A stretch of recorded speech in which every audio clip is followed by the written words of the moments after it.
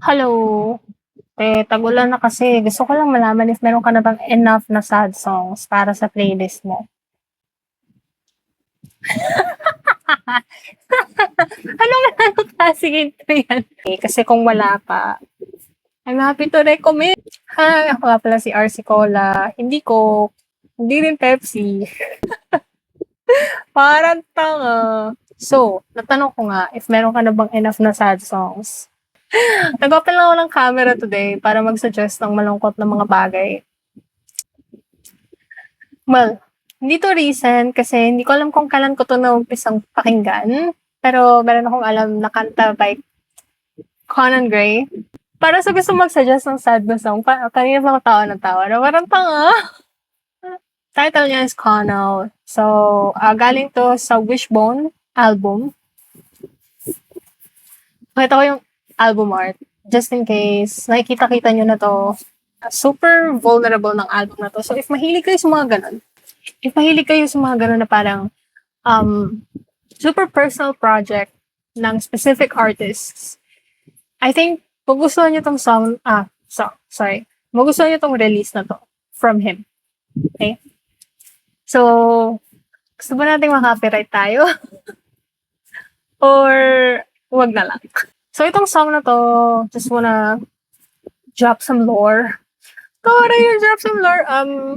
Lore drop tungkol kay Conan Gray. I think hindi ako sure if open siya sa mga nagiging ka-relationship niya, if public sila or whatever, if kung saang side sila public. Pero, para tong, alam niyo yung Heartstopper na series, para tong ganun na parang on one side, friends lang sila, and then on the other side is, alam ng friends niya, alam ng family niya na there's something else going on. So, if gusto niyo talaga na malungkot, this is one good song to listen to habang nagmo-moments kayo dyan sa bus, nagmo-moments kayo sa LRT, sabay may mag-a-announce, Guadalupe! Gusto mo yan? So, anyway,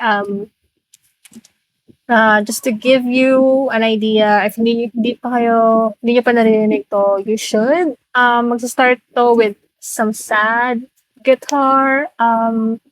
Yung lyrics niya is implying na hibalay na sila nitong partner na to. So, yung lyrics niya, it goes like, I saw you in a photograph with some brunette girl in a head-back laugh, and I almost hurled when I saw your hand down the small of her back. Uy, yun, three. Small of her back. You were never outside with me. Spent my summer months in your unwashed sheets.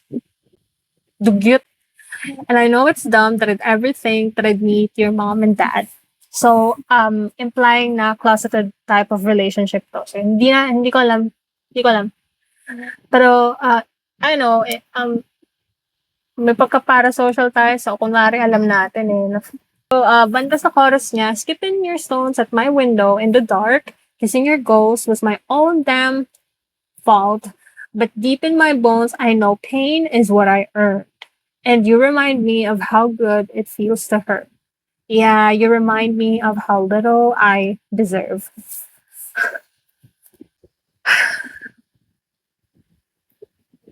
5 minutes? 5 minutes break? Alam mo, kaya ako nasabi na super vulnerable ng album na to is because of this song. Actually, kasi meron tayong mga moments where hindi natin kaya i-verbalize na ito lang yung deserve ko kasi ganitong tao lang ako eh. Pero tong song na to, na-verbalize niya, na-vocalize niya, nagawa niyang song, yung lines na nagsasabi na, you remind me of how little I deserve. Implying na I know I deserve little. Pero seeing your face, seeing you in a photograph with that brunette girl, takes me back to a time, reminding me of all the bad things. Okay, so, verse ng second half, I knew we weren't meant to be.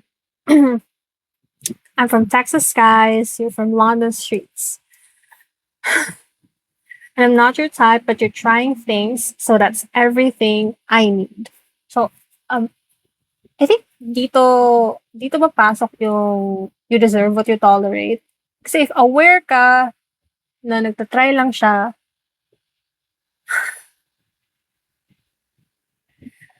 bakit mo i-co-consider na yun lang yung kailangan mo? Like, yun lang, ito lang kailangan ko to push through. Alam ko na agad na red flag ka eh, pero kailangan ko ng konting something from you. And sinabi mo sa akin na you want to try things out.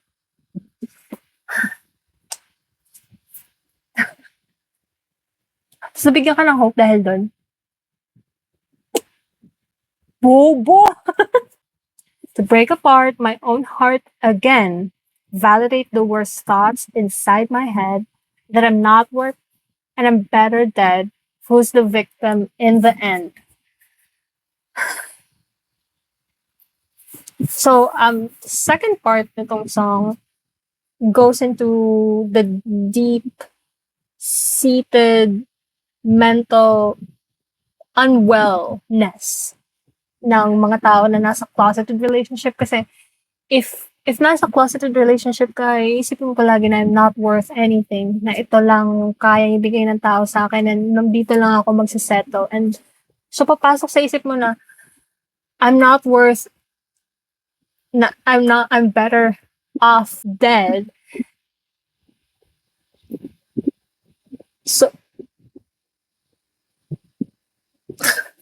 So, like, so, di ba, pag pinakinggan mo ang sad niya, lyrics-wise. Pero, if you're listening at the same time as watching this, ma-feel nyo din yung, like, yung pag-rise ng strings, and then pagbalik dun sa parang plucky acoustics, and then rise ng strings pagdating sa chorus. And then yung final chorus niya is kind of longer. So, final chorus, skipping your stones at my window in the dark, kissing your ghost was my own damn fault, but deep in my bones, I know pain is what I earned, and you remind me of how good it feels to hurt, and you remind me of how little I deserve. Yeah, you remind me of my father's slurring words. So you remind me of how little I deserve. Tapos sa dulo, sabihin niya ng Connell.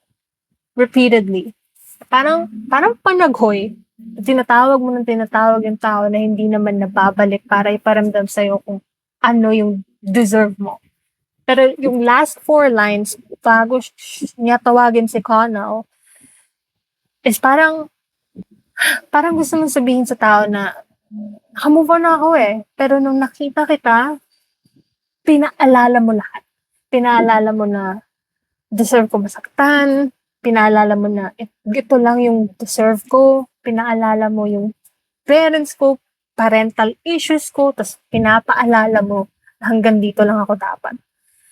And then parang wala ka ng ibang magagawa but like tawagin yung pangalan niya. So I think yung pagkakagawa nitong song na to is so genius, especially yung pagiging extra vulnerable niya sa dulo, mentioning the parentals, mentioning the slurs as a gay person, mentioning the name nitong tao na to.